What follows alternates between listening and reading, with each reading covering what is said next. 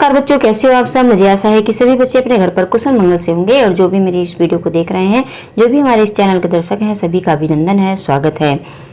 तो आज इस वीडियो में हम समझेंगे बलिदान कहानी का सारांश या कथानक।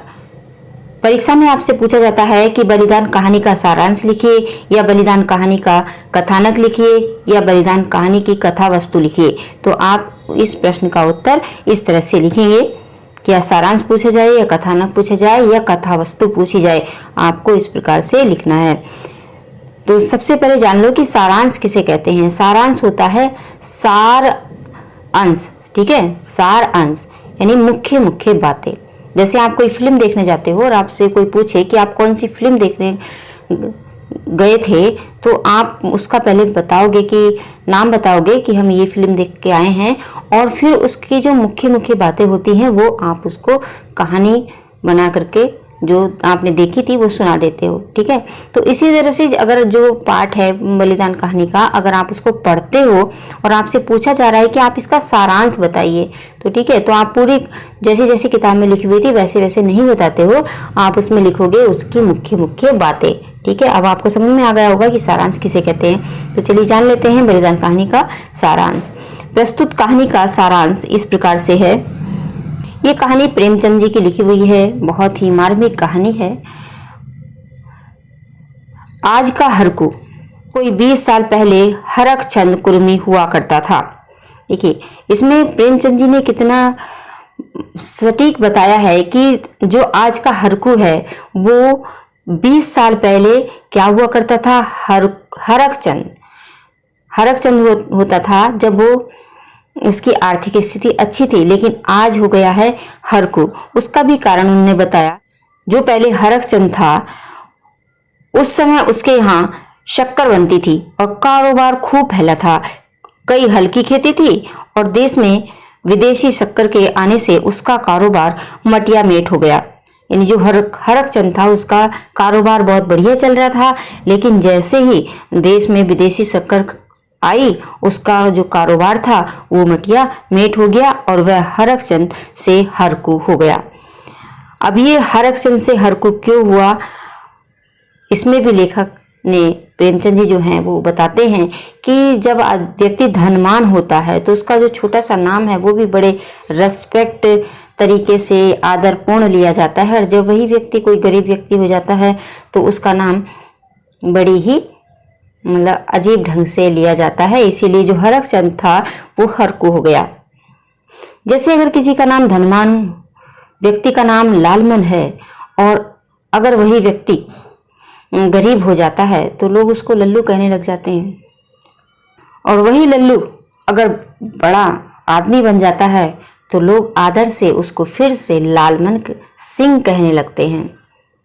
तो ये धन की थोड़ी सी जो है विशेषता है कि धन जिसके पास होता है उसको सभी लोग आदर भाव से अपने घर बुलाते भी हैं, सम्मान भी देते हैं और आदर भी देते हैं। तो आज जो हरकचंद है वो हरकू हो गया है। आज उसके पास केवल 5 बीघा जमीन है और केवल आज भी उसकी संपत्ति समान की दृष्टि से देखी जाती है। वह जो बात कहता है बेलाग कहता है और गांव के अनपढ़ उसके सामने मुंह नहीं खोलते। हरकू ने अपने जीवन में कभी दवा नहीं खाई। ऐसा नहीं था कि वह कभी बीमार न होता था। वह हर साल कुवार के महीने में मलेरिया से पीड़ित होता था, किंतु बिना दवाई खाए 10-5 दिन में चंगा हो जाता था। एक बार वह कार्तिक के महीने में बीमार पड़ गया और ऐसा पड़ा जो बहुत दिनों तक ठीक ना हुआ। अंततः उसने खटिया पकड़ ली और उसे लगने लगा कि अब चलने के दिन आ गए। एक दिन मंगल सिंह उसे देखने गए और बोले, बाबा बिना दवा खाए अच्छे ना होंगे, कुनैन क्यों नहीं लेते। हरकू ने उदासीन भाव से उत्तर दिया, तो लेते आना। अगले दिन कालिका दीन ने आकर कहा, बाबा 2-4 दिन कोई दवाई खा लो। अब तुम्हारी जवानी की देह थोड़ी है कि बिना दवा दर्पण के अच्छे हो जाओगे। हरकू ने फिर उसी मंद भाव से कहा, तो लेते आना। मगर ये सब बातें केवल शिष्टाचार और संवेदना का हिस्सा था। बिना पैसे लिए किसी ने हरकू को दवा न लाकर दी और न हरकू ने दवा के दाम देने की बात किसी से कही। अंततः 5 महीने कष्ट भोगने के बाद ठीक होली के दिन हरकू ने शरीर त्याग दिया। उसके पुत्र गिरधारी ने खूब धूमधाम से क्रियाक्रम किया। हरकू के उपजाऊ खेत 3 फसलें देते थे, अतः सभी गांव वालों की नजर उन पर लगी थी। सभी जमींदार लाला ओंकार को उकसाने लगे। दुगना लगान और बड़ी रकम नजराना पेश की लेकर गिरधारी से खेत छुड़ाने के लिए एक दिन जमींदार ने गिरधारी को बुलाकर कहा कि तुम 8 रुपए बीघे पर जमीन जोतते थे, मुझे 10 रुपए मिल रहे हैं और नजराने के रुपए 100 अलग। तुम्हारे साथ रियायत करके लगान वही रखता हूं, मगर नजराने के रुपए तुम्हें देने पड़ेंगे। गिरधारी ने नजराने की रकम देने में असमर्थता व्यक्त की तो जमींदार ने उसे चेतावनी दे दी कि अगर रुपए 1 हफ्ते के अंदर नजराने की रकम दाखिल करोगे तो खेत जोतने पाओगे और नहीं तो मैं दूसरा प्रबंध कर दूंगा। अब गिरधारी और उसकी पत्नी शुभांगी दोनों खेतों के हाथ से निकल जाने की चिंता में घुलने लगे। नजराने के 100 रुपयों का प्रबंध करना उनके काबू के बाहर था, क्योंकि वह पहले से ही कर्जदार था। जेवर के नाम पर एकमात्र हसली साल भर में गिरवी पड़ी थी और सप्ताह बीत जाने पर गिरधारी रुपयों का बंदोबस्त न कर सका। 8वें दिन उसे मालूम हुआ कि कालिका दीन ने 100 रुपये नजराना देकर 10 रुपये बीघा लगान पर खेत ले लिए हैं। ये सुनकर गिरधारी बिलक बिलक कर रोने लगा। उस दिन उसके घर में चूल्हा न जला। शुभांगी ने लड़झगड़कर कालिका दीन से खेत लेने चाहे, किंतु असफल हुई। गिरधारी अपने पुराने दिनों को याद करके दुखी होकर रोता रहा और लोग उसे समझाने लगे कि तुमने पिता की क्रियाक्रम में व्यर्थ ही इतने रुपए उड़ा दिए। गिरधारी ने अपने पिता के क्रियाक्रम में, जिसे तेहरवी कहते हैं, इतना खर्च किया कि जो उसकी आर्थिक स्थिति से बाहर था। ये हमारे समाज में एक नियम है कि अगर मरने के बाद जो तेहरवी होती है उसमें दिखावा इतना होता है कि चाहे भले ही लोग कर्ज लेकर करें या उनकी आर्थिक स्थिति अच्छी ना हो, लेकिन वो तेहरवी में इतना क्रियाक्रम में इतना खर्च कर देते हैं जो बाद में वो कर्जदार बनते हैं। तो ऐसा ना करें। दिखाने के लिए, सिर्फ दिखावे के लिए अपने घर की आर्थिक स्थिति इतनी ना बिगाड़ें। एक तो घर का व्यक्ति चला जाता है और दिखाने के चक्कर में लोग अपनी आर्थिक स्थिति भी बिगाड़ लेते हैं। यही हाल हुआ इस गिरधारी का। इसने अपने पिताजी की क्रियाक्रम में इतने पैसे खर्च कर दिए जो इसकी आर्थिक स्थिति से बाहर थे और बाद में वो कर्जदार हुआ और क्या उसकी घर की स्थिति हो गई कि उसको अपने खेत भी गंवाने पड़े। क्रियाक्रम में व्यर्थ इतने रुपए उड़ा दिए, ये सुनकर उसे बहुत दुख हुआ और उसने अपने किए पर तनिक भी पछतावा न था। वह कहता था कि मेरे भाग्य में जो लिखा होगा वह होगा। परदादा के ऋण से ऊर्ण हो गया।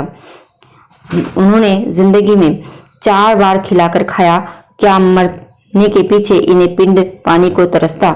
बस यही भावना मन में रहती है सब लोगों के और इसी के कारण से लोग जो है दिखावा करते हैं कि जो नियम चला आ रहा होता है कि दूसरे व्यक्ति ने इतना अच्छा तेहरवी में किया था तो मैं क्यों ना करूं, मैं क्यों पीछे रह जाऊं, और इस दिखावे के चक्कर में वो अपनी आर्थिक स्थिति बिगाड़ लेते हैं। इस प्रकार आषाढ़ आ पहुंचा, वर्षा हुई तो सब ही किसान अपनी खेती बाड़ी में व्यस्त हो गए। ये सब बातें देख सुनकर गिरधारी जलहीन मछली की तरह तड़पता रहा।